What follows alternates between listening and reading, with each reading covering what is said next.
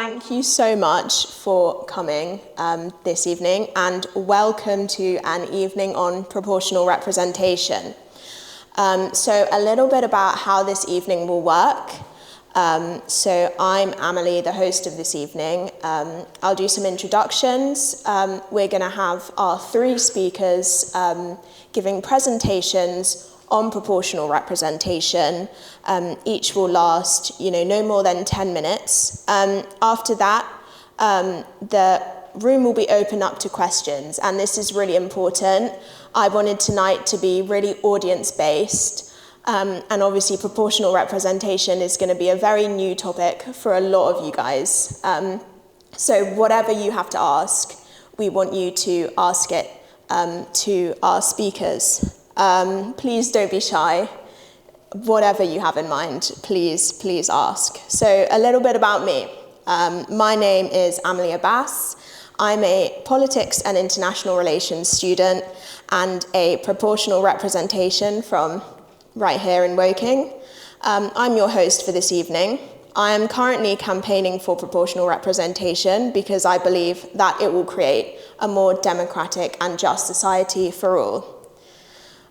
Whatever your point of view is now, or by the end of this evening, the fact that you are willing to listen is a huge step forward for proportional representation in the right direction.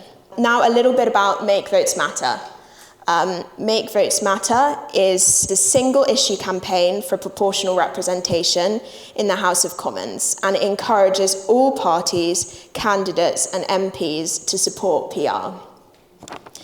And now we will introduce our speakers. So at the very end here, we have Paul Hoekstra. Say hi, Paul. Yeah.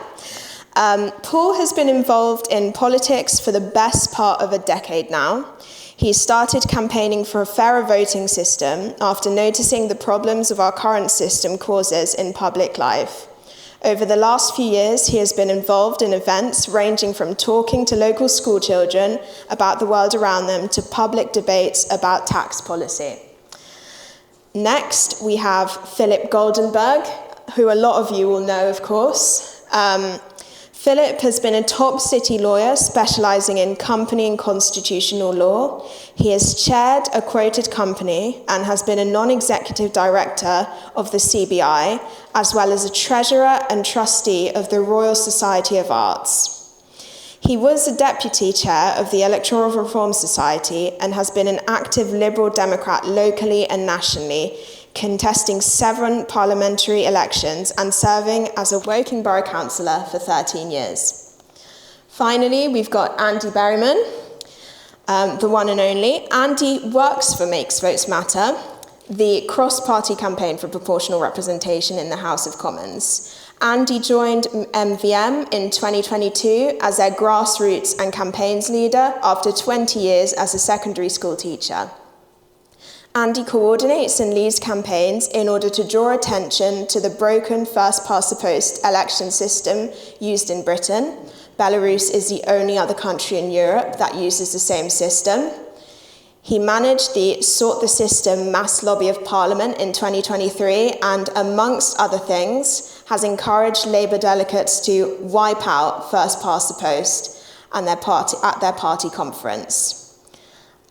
So, without further ado, I will hand over to our first speaker, Paul. I'm going to talk particularly about problems regarding first past the post, and how it impacts how our politics actually works. So, I realise I don't particularly need to introduce us now, so I think you'll have something similar to that on every slide, but let's quickly talk about what characterises first past the post in case anyone is not familiar. So in first past the post, your electoral system splits your country, your town, your county, whatever it is, into several smaller pieces, and then has elections run in those areas with generally only one representative being elected for each area, and then whoever has the highest result in that area winning, which on the face of it does sound fair because you are getting the highest result winning. However, it does lead to some unfortunate consequences, which I will explain in a minute. However, These are what the problems I would particularly like to talk about regarding first past the post. Firstly, there is an issue with fairness, which again, that's elaborated on, I think, in the next slide. There isn't as much representation for more minority points of view.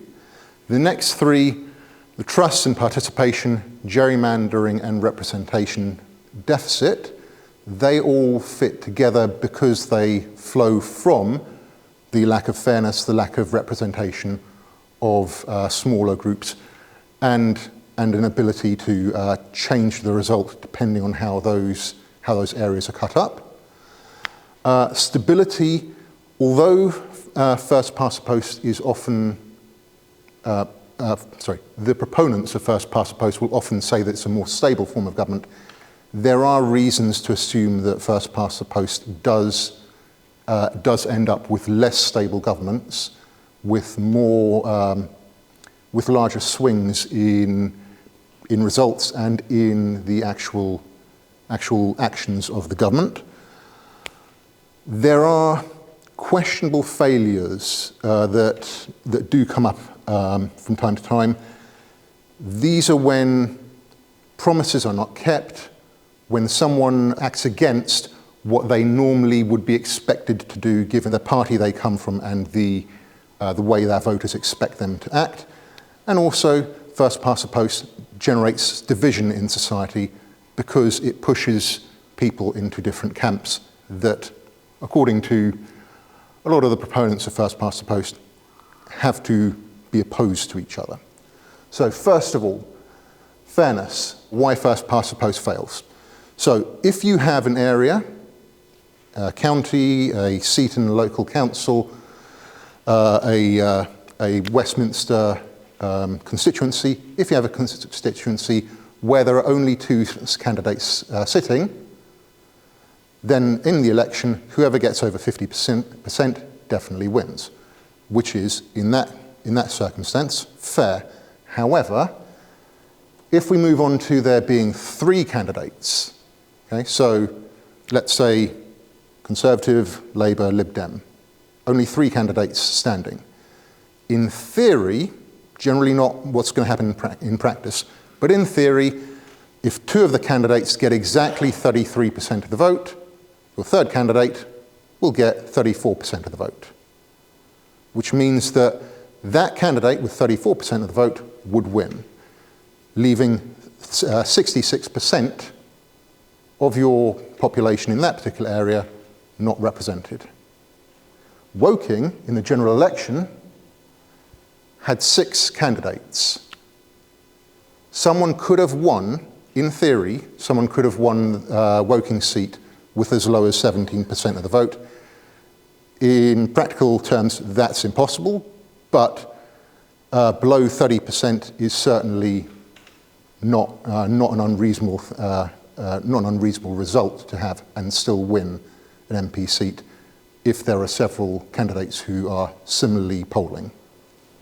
So, what I've got on the screen now, we have 3 different graphs that are very prominently featured on a number of Make Votes Matter leaflets. This comes from the 2019 general election. It shows first off, the number of votes that the Conservative Party got. 44% of voters chose a Conservative candidate. 56% of voters chose someone else. What this ended up with was 56% of the seats in the House of Commons going to a Conservative Party member. So 44% going to everyone else. Now, because the Conservatives then had a reasonably large majority, they then had 100% of the power, because they had the ability to essentially ignore votes from the other 44% of the MPs, and they could just decide what the end result of any vote in Parliament was going to be. Now, these are other images from Make Votes Matter materials. Over here they talk about wasted votes, so 71% of votes can be considered to be wasted because they didn't go towards winning candidates, or they went towards a candidate who did not have any power because they weren't in the governing party. Over here, we've got a graphic showing some information about our most recent general election. So this shows the number of votes that were required to get the average MP of each party elected. So at the top over here, we've got Labour with just 23,000 votes required per MP. Over here, Lib Dems at just under 50,000, which I believe is approximately right for proportional representation. And over here, we've got the Green Party at nearly 500,000 and Reform UK at around 800,000 votes per MP. So there's very obviously a startling discrepancy between Labour, the party that's currently the government, and, well, Green Party and Reform, both dozens of times more votes per MP. The unfortunate thing is that talking about fairness is not particularly helpful here. Okay? It is not fair to those less represented people. Okay? The people who vote, let's say, Green, who vote Reform, they are being underrepresented in Parliament because there's dozens of times the amount of voters required to get a Reform MP or a Green Party MP than to get a Labour MP. Okay? Unfortunately, if you look at the 2019 election, Tories got 44% of the vote and 56% of the MPs. Most recent election, Labour got 34% of the vote and 63% of the MPs. It is very difficult to tell people in power that we would like them to decrease their share of the MPs. Essentially, we would be asking the 2019 Tories to go from 56% of the MPs to 44%. We'd be asking the 2024 Labour to go from 63% of the MPs down to 34% of the MPs. It's very difficult to ask them to do that. However, there are more useful problems to talk about. The first set of problems, trust, gerrymandering, participation, and representation deficit, they are particularly useful to talk about because they relate to how the public sees their representation in Parliament. So, if you do not trust that your MP will represent your interests, it's going to decrease people's participation in the election. It decreases the number of people voting. Essentially, in the last general election, I think the turnout was something like 56%. So just over 50% of registered voters actually did vote. That leaves 44%, give or take, of the public not voting. More people didn't vote than voted for any party. And if you combine the votes of any two parties, almost all the time you'll find it's still lower than the number of people who didn't vote. Okay? When the votes don't count equally, this is an issue that means that people will not want to participate. I've also got a little something there about lesser of two evils. Anyone who's voting for the lesser of two evils has not essentially said, I like the result I'm going to get. They've said, I'm voting against a greater evil, voting against something that's going to be more problematic. Okay, gerrymandering. Has anyone heard of the term gerrymandering? I'm particularly looking at people who aren't professional politicians. So a little bit. Okay, so gerrymandering, less of a problem here than in the US, but yeah, where it's a significant problem, I've got a couple of graphics from that I'll show in a minute. But in gerrymandering, you divide up the voting area in a way that is beneficial to the group that is controlling the voting areas. So, over here, we've got a map of Pennsylvania. Pennsylvania is, if you work out the voters, there's about 44% of the voters in Pennsylvania who are Democrats, about 56% who are Republicans. You can probably see more in the front row than in the back that there are only 3 areas out of 10, I believe, in fact far more than 10, that are Democratic. The rest are Republican. So it's very much swung the representation towards the Republicans because the Republicans controlled how those areas were broken down. So in any given area, what they would do would be they would concentrate the Democratic voters into one small area so that their effect over the rest of Pennsylvania was very much spread out. And over here we have a voting district from a different area. I'm sorry I forget where, but that is how they decided to cut up that particular voting area in the way that was most appropriate, so most helpful to the party that was able to break this down. These images come from a YouTube video by someone called John Oliver, very entertaining. I'd highly advise anyone who's interested in finding out a little bit more about this to have a look at that. But stability. So in our most recent general election, number of Labour MPs more than doubled. Yeah? Comfortably more than doubled. So can I ask a question of the audience? How much do you think the number of voters who voted for the Labour Party went up? So show of hands for A, 500,000. B, 1 million. C, 5 million.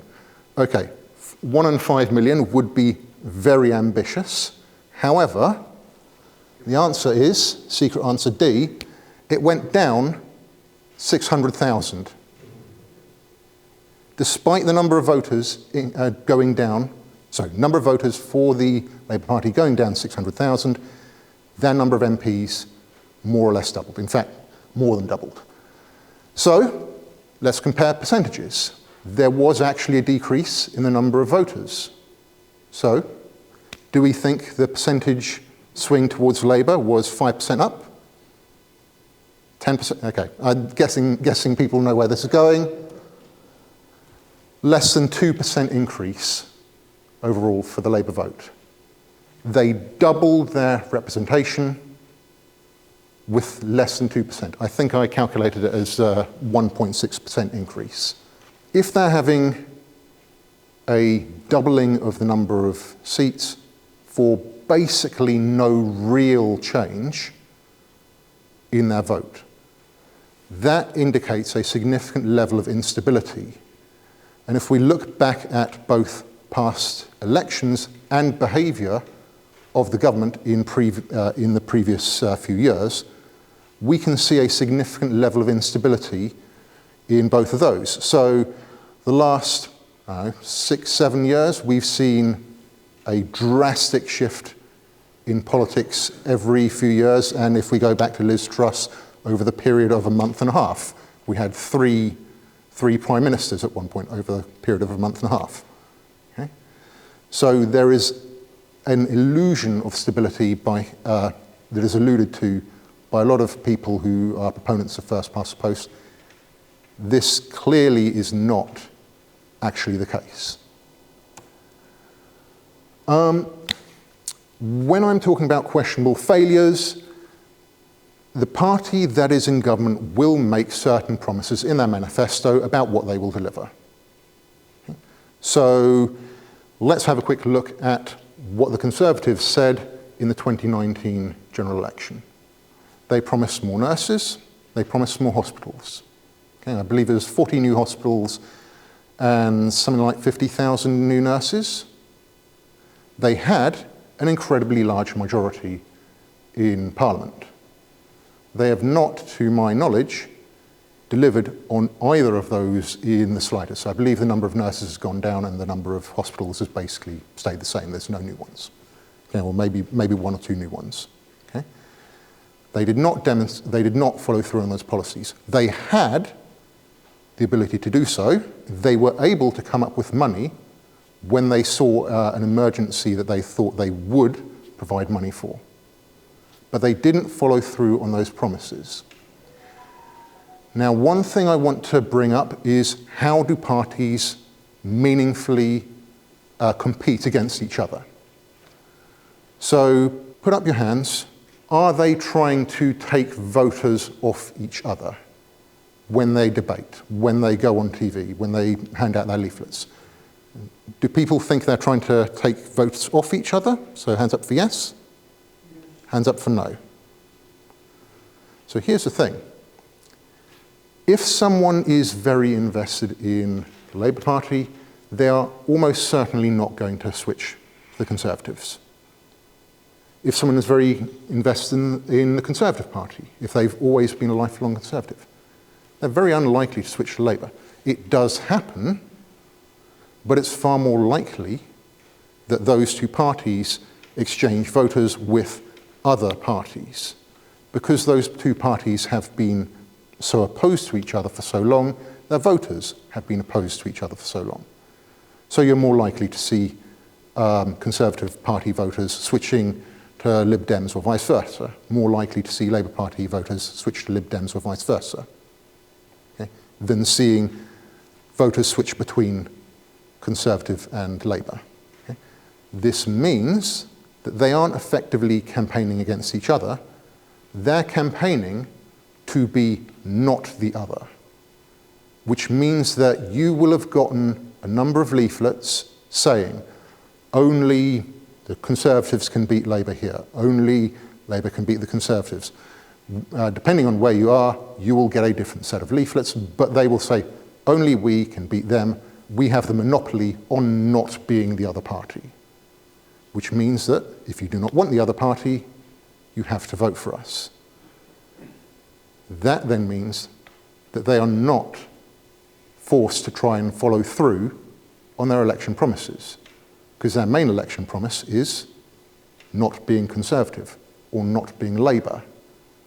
It isn't delivering 40 new hospitals. It isn't delivering tens of thousands of new nurses. It is not being the other party. Okay? And the most striking example of this having an effect actually comes from America. So recently there was a bill in America called the Border Security Bill. The Republican Party campaigned for it, they wrote it, they got people to agree to do it. It was going to pass, and then Donald Trump, the presumptive nominee for that, the nominee for that party, president, said, don't pass this. It didn't pass because he is now going to campaign on the basis that that sort of thing doesn't pass, despite his party being very interested in that passing. Okay, so very quickly, increasing divisions. So you will have seen a lot of literature basically saying, again, only Labour can win here, only Conservatives can win here. In Woking, only Lib Dems can win here. Only we can beat the other party. This then means that those parties are pushing against each other rather than trying to work together. They are saying, rather than I will work together, I will try and do what's in everyone's best interest, they're saying, I will fight against my opponents. And this then leads to people, to MPs, whatever your representation is, being pushed to the extremes of the political spectrum. These are the problems I wanted to go through. There are many, many others. Okay? But essentially it breaks down to the effects of first past the post, meaning you cannot have as detailed a set of debates, you cannot have public trust in your representation as well ingrained as you should do, because a certain number of people just aren't ever going to be represented by who they vote for in Parliament. Okay? I think I'll leave it there.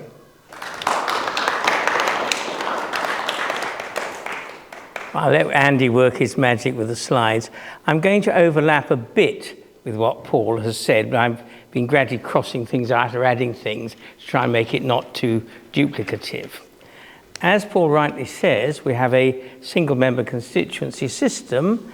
The only other country that is so in Europe is that of our kind photographer, which is Belarus, and that was not exactly a beacon of democracy. And fair votes is not about politicians. It's actually about people, citizens, us, having the benefit of making our voices heard in a democracy. Now, on that thing, single members simply don't work. Because you have, as Paul said, constituencies elects by plurality, not by majority. You have massive wasted votes. There is an actual example of a four-way contest in which Russell Johnson, the great Liberal, won with 28% of the votes in Scotland. You also have the problem of perceived safe seats, which affects the turnout. If you look at any general election, there's always, where the seats are perceived to be safe, the turnout is lower, because of course parties don't bother to campaign there. Parties are getting quite good. Lib Dem's always done it. Labour have now discovered that you actually need a strategic assessment of where you can maximise your vote under this wretched system. And that's one of the reasons why the Tories brought in excessive voter ID requirements. I think voter ID requirements are actually a good thing, not least with Woking's history and a few other court cases as well, but it could be made much easier, particularly for younger people, if you had an easier spread of documents. And you have, as Paul said, what I call enforced tactical voting. I have lost count of the number of doorsteps on Woking which I've stood and said, look, if you want to vote Labour out of principle, I respect that. If, however, you wish to defeat the Tories, please vote for me. And I didn't like doing it, actually, because I'm stopping them casting their natural vote. But I'm telling them the effects of this dreadful system. And one of the other consequences is, of course, if you're fielding single-member candidates in single-member constituencies, it's a barrier against diversity. You want to put up the identikit candidate who will draw the maximum support from the local electorate. It is a discouragement for women, for ethnic minorities, etc. Now, why do we have this wretched system? It's basically been a historic Conservative plot. There have been all sorts of proposals. The Speaker's Conference of 31 recommended the single transferable vote, I'll explain this later, in urban areas, in multi-member constituencies, and the alternative vote in rural areas. Why do the Tories insist on this system? Because they know that the forces of progress, which is the Lib Dems and occasionally the Labour Party, and now the Greens sometimes, would get fair, if they got fair votes, the Tories would be a minority. First past the post has given the Tories an entrenched majority for 100 years. And it's deliberate. Now, it might be said that after the Second World War, we had a sort of 2 1/8 party system. Because if you look at the 50s, elections were 90% voting and 90% those who voted either Conservative or Labour. It doesn't even work then. There have been 2 elections, 1951 and February 74, where votes went that way and seats went that way. And if it's unfit for 2 parties, it does not work in spades when you have a multiplicity of parties. The irony is that, of course, reform, what happened in this election was significant, is reform split the right-wing vote. So for the first time, you actually had an election where the right was as fractured as the left, and that is why you got a result like you did. I agree with Paul, all the statistics show how bad a result it was in theoretical terms, but in general terms, it was quite amusing. And why do we have this system? Well, the proponents say 2 things. They say you have to have a constituency link. Actually, I agree with that. And there are plenty of proportional systems that give you a constituency link. I'll come to that. And the other thing they say is it keeps out extremists. I'm not sure that's wholly worked with the present Conservative Party, I might say. But that's wrong in principle, and it's wrong in practice. It was Goebbels, Hitler's propaganda chief, who said that if the Germans in the Weimar Republic had had first past the post, the Nazis would have come to power 1 election earlier. and he was a very intelligent and nasty person. And of course, all the first past the post arguers, proponents say, look, Hitler came to power because of proportional representation. Absolutely nonsense. No electoral system is proof against a popular earthquake. The first thing is, you may remember that under the coalition government in 2011, there was an ill-starred referendum on the alternative vote. That was one of Nick Clegg's fundamental mistakes. He should never have agreed to that. He should have asked for a constitutional convention with the result put to referendum. And the alternative vote, or supplemental vote, works where you're electing one person. That's why you had a supplemental vote for mayoral elections, which the Tories got rid of for the same cynical reasons. They support first past the post for parliamentary elections. I hope they will rear out back. We lost a jolly good street as a Lib Dem. We lost a jolly good mayor of Bedford because of that. But it is not proportional. That's why there was no enthusiasm in campaigning for it. It may not have had any enemies, but it didn't have any friends either. All it does is say that within a constituency, you will have elimination from the bottom upwards. So if you get 3 candidates in order, if the first doesn't get over 50%, you start transferring from the last one and continue the process till somebody's got over 50%. Yeah, but that still doesn't give you a proportional result for the wider area of governance. Second thing, not all proportional systems are good. I want to make that very clear. There is a lousy one in Israel, where there are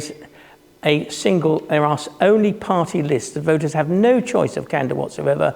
You vote for the party list. Produced a ludicrous result of one tax avoider who stood for Parliament to get immunity and ended up with 2 seats. Shlomo Flato Sharon, if I remember rightly.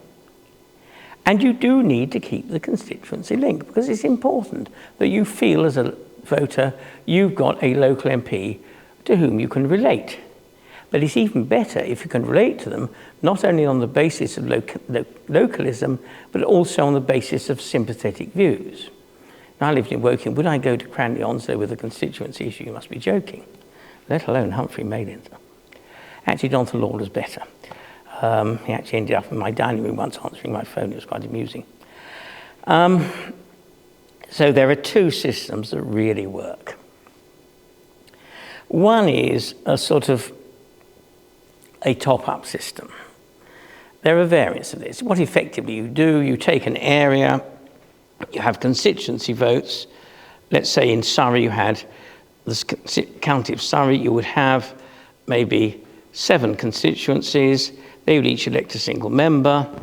And then the deficit, when you looked at the difference in seats and votes, would be made up at a county level on a second vote. It's roughly what the Scots have, sort of the additional member system. And it's roughly what the Germans have as well. And it's roughly what Roy Jenkins proposed in the review that Tony Blair asked him to undertake, with the promise that it would be implemented. Another Blair lie.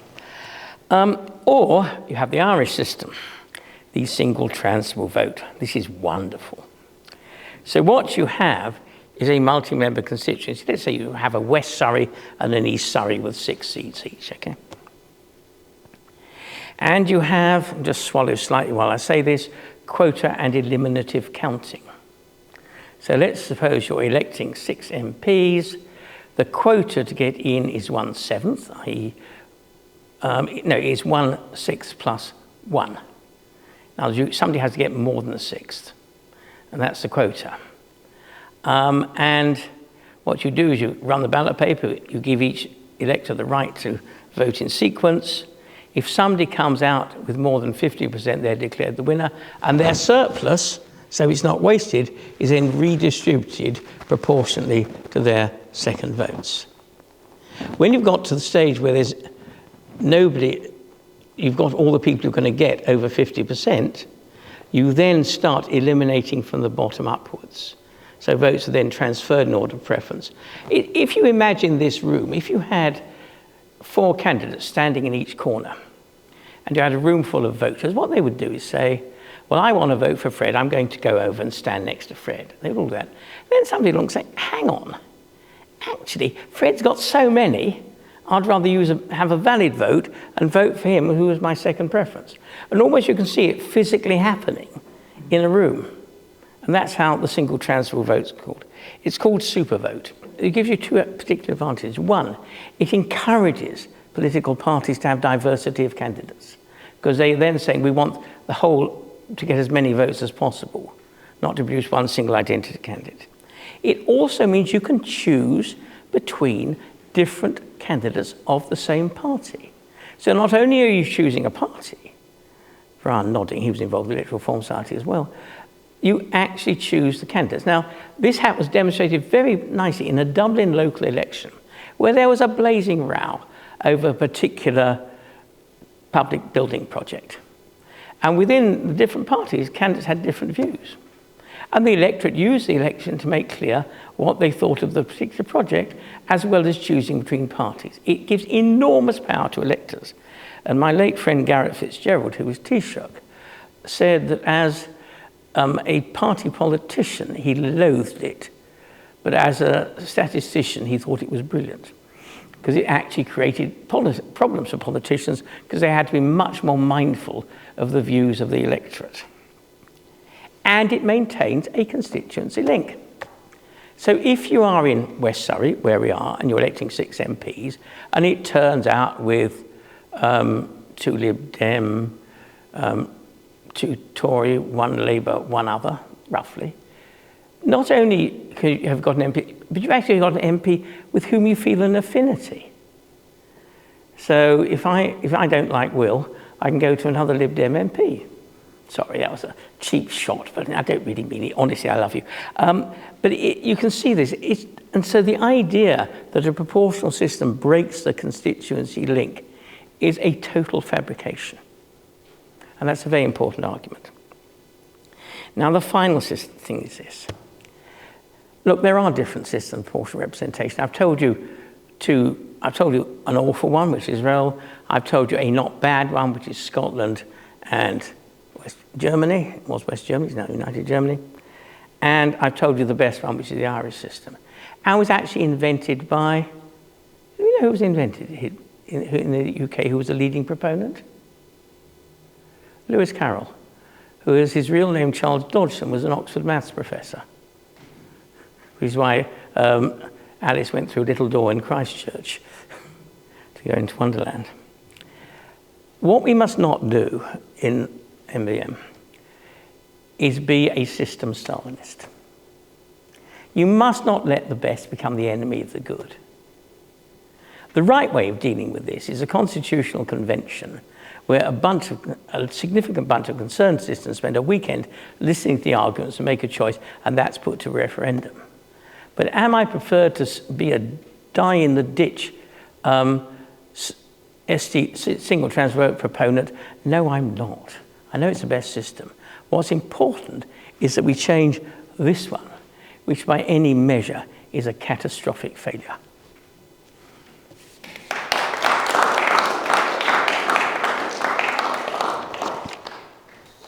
And now on to Andy.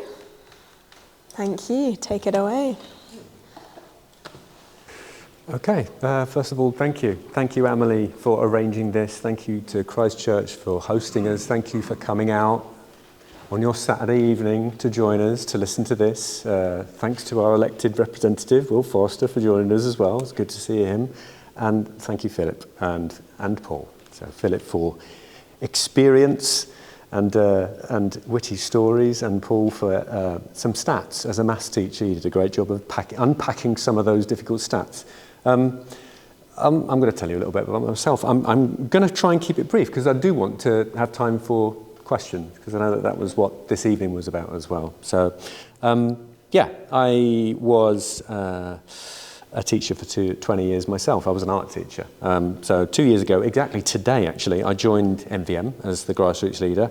Having spent my time through COVID, as you all did, I became an NEU union rep. I used DT to make visors to take to care homes, and I basically felt like I had to get engaged, had to get involved. We arranged 2 food bank collection events at local supermarkets, and eventually through the people I met with that, established the Canalside Community Fridge, which is a community fridge just around the corner in Canalside.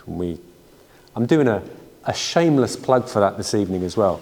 We've saved over 10 tonnes of food, so we're very proud of that. During the same time, I became Woking Labour CLP Secretary. I'm not anymore, I'm still a member of the Labour Party, but I was the Secretary at the time because I was very frustrated with party politics. I wanted to get involved. Yeah, I think a lot of people are frustrated with politics as well. I think this is the main reason. For myself, the last election that we had was the most disproportionate in UK history. Yeah, it's crazy. The system that we had needs changing, and I think that's what I want to focus on today. People are aware of this in their own way. They know that their voices are missing. In my own lifetime, politics, the trust in politics has been eroded. I know that, we've had, back in the 90s, we've had Tory sleaze, the Iraq War, financial crashes, coalition governments, under first past the post, a coalition government, but a government that backtracked on student fees. So all sorts of trust has been eroded, the phone hacking scandals, leadership scandals, and individuals, and all in the context of global warming. So public trust in politicians is heavily affected by that kind of thing. And you can see that this is represented in this graph quite nicely. The stats from the 1990s up to the 2020s. The blue line has been overtaken by the red line. So the question is, do you trust politicians? The blue line says is those people who said only some of the time. So it's a low bar. And yeah, back in the 90s and the 2020s, that was up at 50%. It's down below 40% now. And those people who said almost never, it's approaching 50%. So 50% of people are saying that they don't trust their government. And those of you that have been involved in door knocking will have experienced this. The people that say they're all as bad as each other, what's the point in voting? And that's had an effect. Paul picked up on it before. The last general election had appalling turnout. 52% of UK adults cast their vote on the 4th of July. It was the lowest since the vote was extended to 21 in 1928. So we're making history with the appalling state of our democracy at the moment. It's a depressing map. Election maps, if you don't follow them on social media, have a look at them. This is their representation. If the people who didn't vote voted, the apathy vote would have taken over the whole country. I prefer to say disenfranchised rather than apathy, though, because I don't think people are apathetic. I think people are passionate. I think they do want change. They just don't see it happening through the ballot box. So, how is our voting system at the heart of the problem? Well, we've heard lots already. So, my thunder has been stolen many times, and that's absolutely fine, because I'm going to say things in a slightly different way and show them with different images. The ERS produced brilliant stats to represent what happened at the last election. If you haven't looked at their website, go to the Electoral Reform Society. This is an image that I nicked from their website. We've already talked about the idea of votes being wasted. They break it down quite nicely. They talk about decisive votes, and those are the votes that are needed to get an MP over the line. That single vote that enables that MP to win in their constituency, because that's all it takes. The surplus votes are those votes that are then added on afterwards, the excess. So those people in Woking who voted for Mr. Forster over and above that single person that would have got Mr. Forster into Parliament. All of those votes are surplus. Under a PR system, they would, in one way or another, be redistributed to other candidates or to other candidates of the same party. So they'd be used. Surplus votes are like that.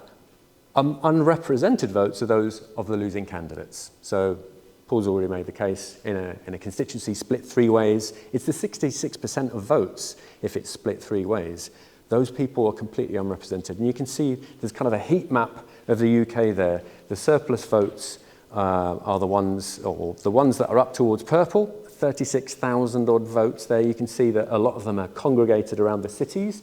These are likely to be surplus votes for Labour because that's where those votes tend to build up. The unrepresented votes, so those for opposition, spread around the country. And in this way, 74% of the votes in the UK were wasted in the last election. Okay, now it's strong language, wasted, but I think I would argue that that's the case. You're casting your ballot, and unless you're voting in the right way for the right candidate, your vote isn't going to change the result at all. Similar results in 2019 and 2017, 71% and 68%. So what I'm alluding to here is the tactical vote. It's become part of our language. I think Boris Johnson used it in 2019. Thank you to all of those people who held their nose to vote for me. There may have been people in Woking that did exactly the same. They will have done it around the country in every single constituency. If you're not voting for the party that's most likely to get in, or the two parties, then your vote may well be wasted. And that's the problem that we've got. So that leads to the minority rule. So again, in 2014, 34% of the votes went to Labour, 63% seats. So that translation there, that disproportionate number from 36 to 63%, that gives you 100% of the power. And that's happened 90% of the time since 1935. Labour's vote only increased by 1.6%. We've seen this graphic already. Maybe I don't need to explain any more about it. It's just how it represents, I think, how efficient Labour's vote was in that last election. They were ruthless in targeting the seats that needed to be won for them to get over the line. And that's how they got power. And that leads to wrong winners. Elections where a party won the most votes, but the other party got the most seats. So 1951, 1974, and we're not the only country that's affected. America, the same. New Zealand, before it changed its voting system, had the same experience, but they successfully changed it. Wouldn't it be nice if we could join them? And this, for me, is the main issue, is that it leads to short-sighted confrontational politics. It's all about the 5-year cycle. It's all about getting into power. It's all about voting against someone else instead of for policies. And it's the policies we know that matter. With PR, under most PR systems, governments tend to stay in power for longer, sometimes in coalition with others, and it just tends to result in more grown-up politics. I think that would truly be the case if we had that in the UK. And incidentally, we do have it in the UK. We've got it in Scotland, we've got it in Northern Ireland, we've got it in the London Assembly, we've got it in Wales. We just don't have it in Parliament. Why is England the last one out and the rest of the country? I think this is quite a nice graphic that we've used recently as well. In 2014, 42.6% of the voters didn't vote for the two main parties. But that translates into the two main parties winning 81.8% of the seats. That's the craziness for me. There's almost half of the voting population voting for other parties and not being represented proportionately in Parliament at all, apart from the Lib Dems this time. Their vote was very proportionate. But thankfully, Ed Davies, I think in his the first speech, he recommitted to changing the system. So the Lib Dems are still on board. We now need Labour to get on board. And the public are behind this. I think this is the most encouraging thing for me. There has been a flip between when people are asked if they would like to change the electoral system, depending on how the question is asked, but generally, if it's asked in a neutral as possible way, people now are happy with the idea of changing the voting system. You can see that it flipped between 2017 and 2022. Now we're up to over 50%. More than half of the population want to change the electoral system. And this is borne out in poll after poll after poll. You can find these on our website. These are polls taken from 2019 up until today. You can see the blue bar is those that support, several times way above 50% of the time, or 50% of those asked. So yeah, it's because first past the post is an unusual system. This is on the leaflets that you've got on your chairs. Yes, Belarus is the only other country in Europe that shares our voting system. It's not a good company to be in, right on the doorstep of Russia, and it's not good. We need to change it. So our campaign. I was asked before, what is MVM, what's it all about? It is the single issue campaign. It's cross-party and no party, so we have people from across the political spectrum involved, and we are focused on changing PR, or changing the electoral system in the House of Commons. That's the focus that we have. We work with an alliance of supporters, so these are just 4 examples, but lots and lots of people and organisations are in support. Already mentioned the Electoral Reform Society, who are the granddaddies, if you like, of the PR movement. They've been around over 100 years, I believe. In fact, yes. I think it was a centenary quite recently, wasn't it? And they were originally the Electoral Reform Society of Great Britain and Ireland before partition. There you go. And yes, champions of the single transferable vote. There's Labour for a New Democracy, there's Lib Dems for electoral reform, and there's even Conservative Action for Electoral Reform. We have dealings with all of them. Maybe the Conservatives, if things continue the way they are, will turn towards care a little bit more. Their line, by the way, is that adopting PR would level the playing field. It would be a truly competitive system, like a market. It's the market argument for electoral reform. And that's a compelling ask, I think, for Conservatives. A little bit about Labour for a New Democracy, which is incidentally how I came into this, by phone banking for them to try to get our CLP to support the motion. And 140 constituency Labour parties support it, 370 of them, around 60% of them, have pro-PR policy, and Woking CLP does, and we sent a delegate to conference 2 years in a row, and yeah, the vast majority of Labour members support it as well. So it is it's supported throughout the Labour Party, and in September 2022, the conference backed it as policy. 23, USDOR, another union, joined the 2/3 of unions that now back it, and in March 23, calls for PR dominated the manifesto consultation. So I was in those meetings. Everyone was trying to talk about PR and to raise it. And that's what ended up getting into the policy. The flaws in the current voting system are contributing to the distrust and alienation we see in politics. It's a good first step. It recognises the problems with first past the post, echoed in the leadership campaign by Mr. Starmer. He also recognises that millions of people feel that their voice don't count under this electoral system. Well, he did in his election. He's backtracked on that recently. So it's up to us to keep his feet to the fire. And that's what we do. As an organisation, we're a grassroots organisation.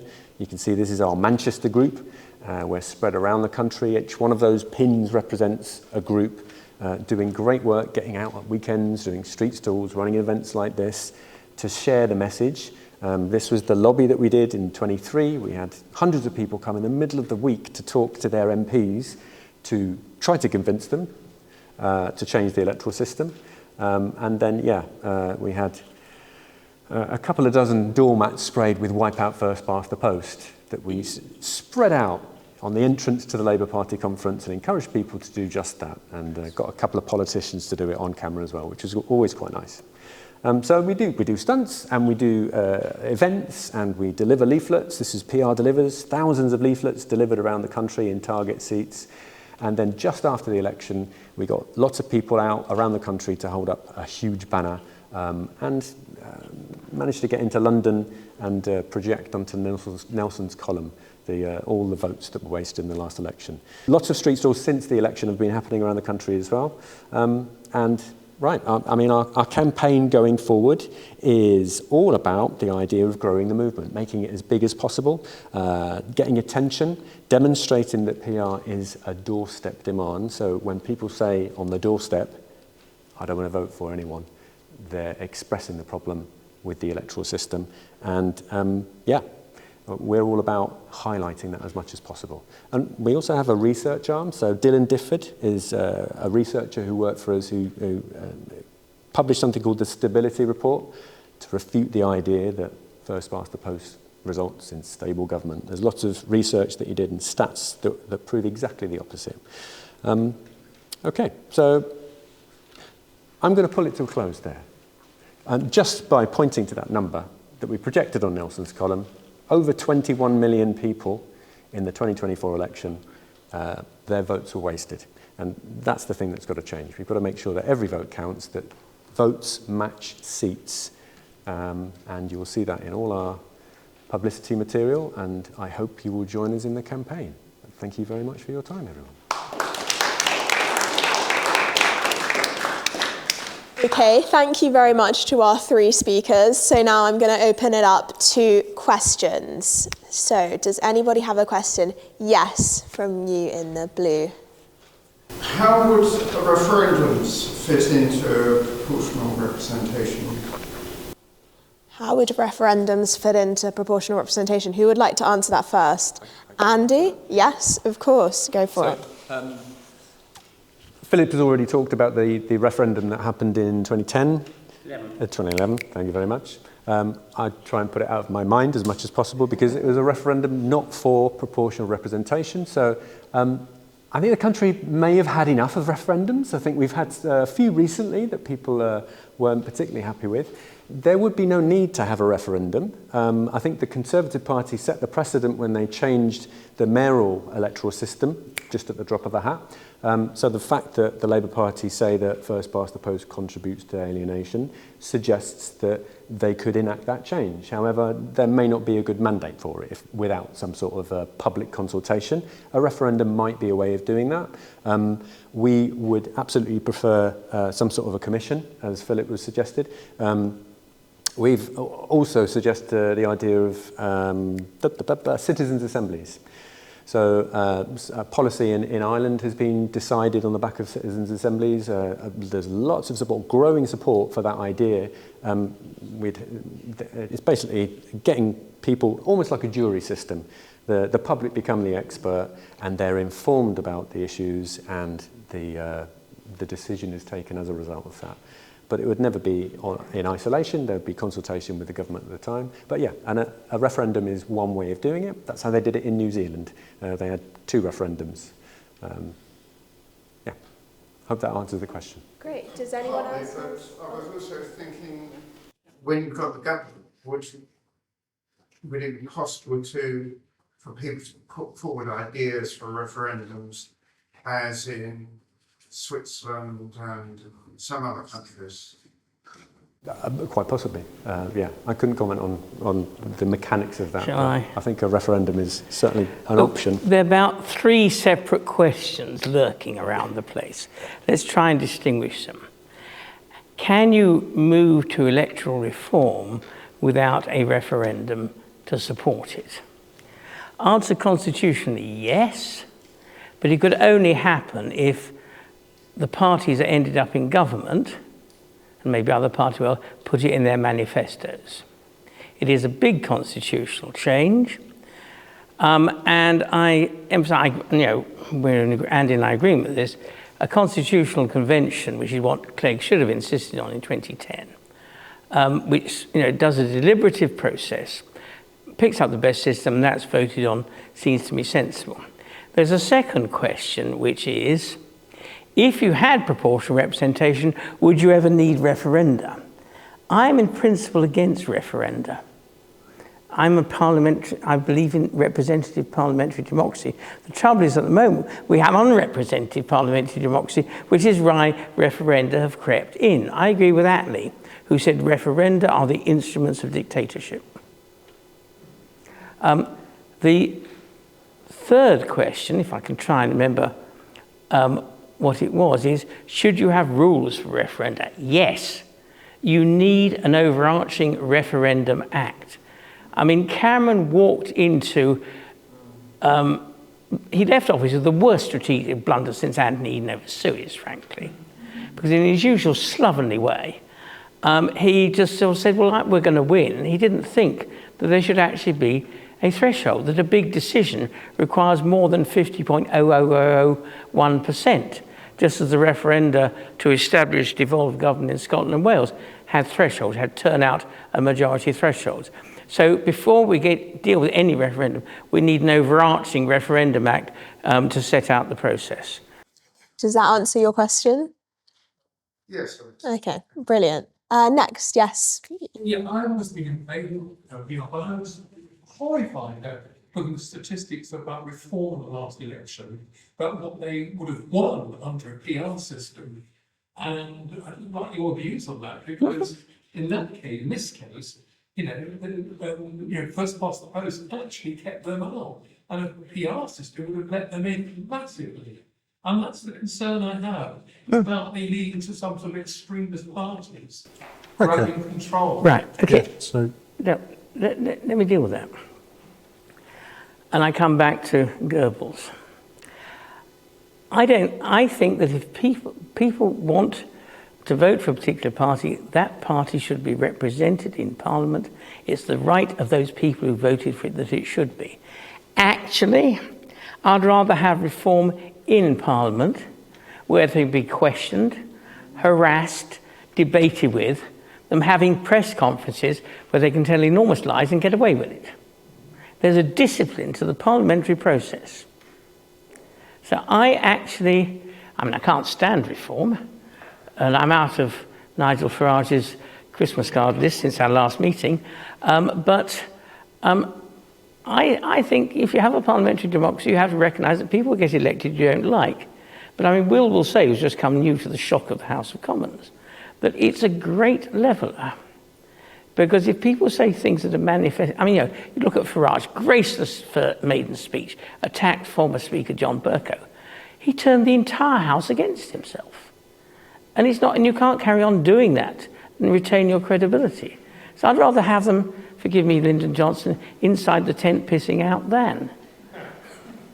you would be right in saying that reform would be significantly more represented in Parliament if we had PR in the last general election. I'm going to touch on a slightly different point than what Philip was discussing, though I do agree with everything that Philip has said. What you find is that those people who were attracted to reform, they were attracted to other parties beforehand, and those other parties had to try and cater to them somehow. What you're actually seeing with the PR system is that rather than having a party which is going to cater to people outside of what you would traditionally consider to be their base, you are having parties cater exactly to their own base, rather than saying, well, this is a fringe group that we want to try and appeal to. Our base has to vote for us anyway. We don't need to offer our base anything. Okay?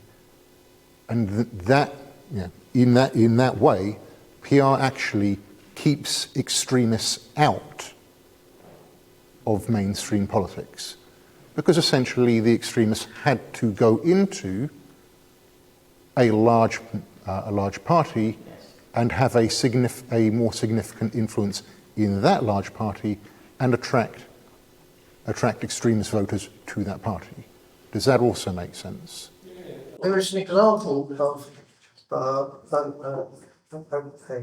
referendum which I was vaguely interested in, so to speak, in British Columbia a few years ago. There was a vote to change the electoral system.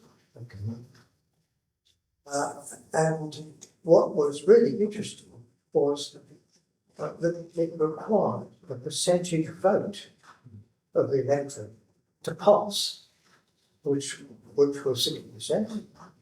It only got, I think, 56%, and so it was not passed, even though the majority of people voted in favour. That's actually fairly common, I believe, in a lot of referenda. If there's going to be a big change, you require a larger percentage than just 50% to make that change. And the idea, for instance, if we take the Scottish independence referendum, the idea that a single vote could make it pass, even though almost half of them voted against, seems absurd to me. Any other questions? Yes, Richard from. Just to follow on from everybody's point here about parties that making the assumption we don't like getting more MPs. under some PR. We had a Brexit referendum in 2016. All three major parties officially backed Remain. UKIP had one MP. Yeah. First past the post was no defence against extremism in that instance. A really good point, and to add to that, I think what resulted from the Brexit debate was a lot of frustration, or before the referendum. And the referendum was an expression of the lack of representation that was in Parliament. Lots of people, some people feel that it may have not gone the way it went if the views of the people who are so frustrated were represented in Parliament. And perhaps that's what we've seen over the summer as well. I mean, to give absolutely no quarter to the people who were involved in that activity, but it comes from somewhere, and if people don't feel represented, they don't feel the system works for them, then not nice things are going to start to happen. That's a real motivator for myself. Yes. In your comment about the first past the post not offering stability, and more stability coming from proportional representation. There was an interesting comment in the FT this last week, which pointed out that the UK is now seen as the most stable country in Europe. And of course, they explained that it's because of our voting system, which has now thrown up a highly stable government because they have such an enormous majority.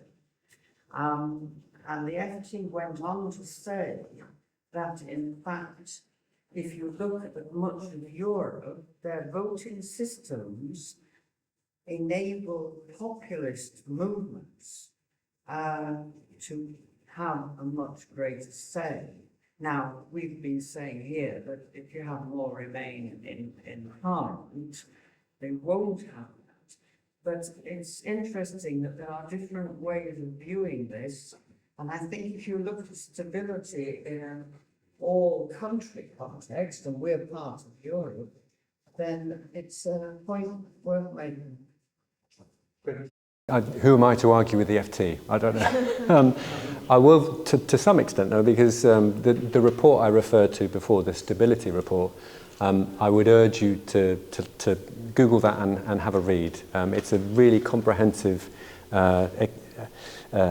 It makes the case really well that PR systems are statistically much more stable than first past the post systems. And of course, we have a different context now. Yes, we've got a government with a huge majority. Some may see that as stable.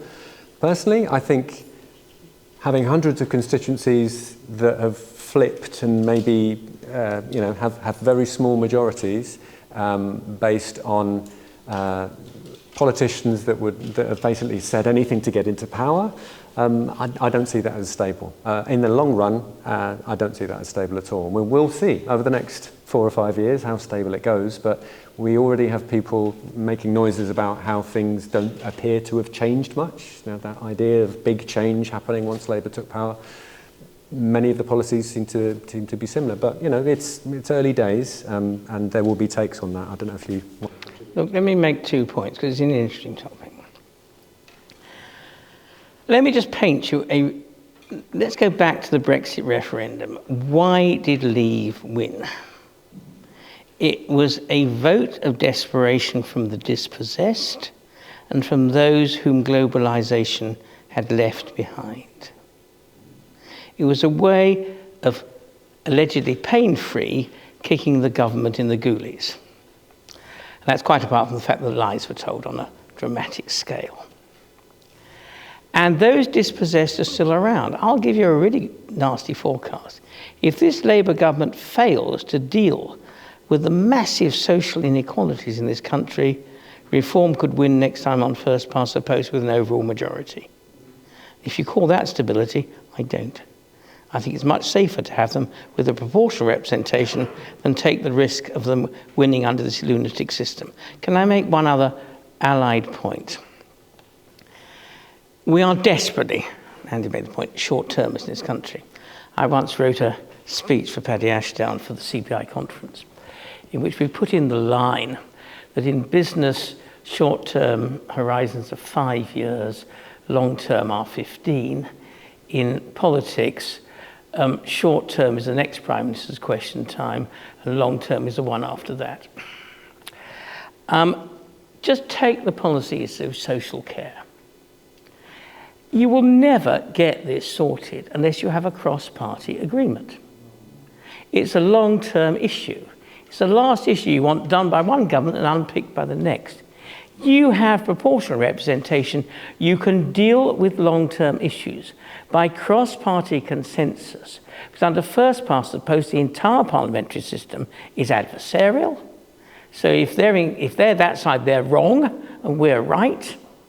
And that adversarialism has permeated the whole of British society, including British industrial relations. And it's something that only proportional representation will cure as a real social evil. Yeah. Okay. Great. Does anybody else have any questions? Any questions at all? Yes. Yeah. One more. I go along with the argument saying that people lost trust in the institutions, etc. But don't you think it was actually also the poor behaviour of our MPs? I'm excluding out. Yeah, he hasn't had time yet. Give him time. That did it. And I'm not quite sure how PR would counteract that. Oh, I'll tell you. Chris Huhne, who was our MEP and then government minister, he had a slight fall from grace. He said when he got into the European Parliament, which is his first parliamentary term, he fell into the British adversarial trap of slagging off everybody who wasn't in the party. Then he stopped short and asked himself, hang on, I need that bloke to work with to build a consensus on issue X. Electoral reform, proportional representation, changes the culture from adversarialism to cooperation. It doesn't destroy party identity, but it fundamentally changes that culture. And what you've got in this country is really, really dangerous divisions. They're out of the Donald Trump playbook. When you get the Daily Mail calling judges enemies of the people, and the Minister of Justice doesn't even say anything, when you get the criticism of the civil service, who can't answer back, these are nasty hallmarks of adversarial, division-making, near dictatorship. And that's absolutely baked into our present system, and it needs to change. Okay, brilliant. Do we have any other questions? Any other questions at all? Okay, so perfect. So I think we're going to round off the evening. A couple of things that I wanted to say. As you can probably guess, I am a young person. Hopefully you could guess that. And I have come together and put this evening together. I believe in the power of young people to change, to make change in politics. So if I could ask one thing of everyone in here today, if you agree with what was said, or if you even disagree, whatever your thoughts are, is have that conversation with a young person that you know. It could be your children, your grandchildren, or just anyone.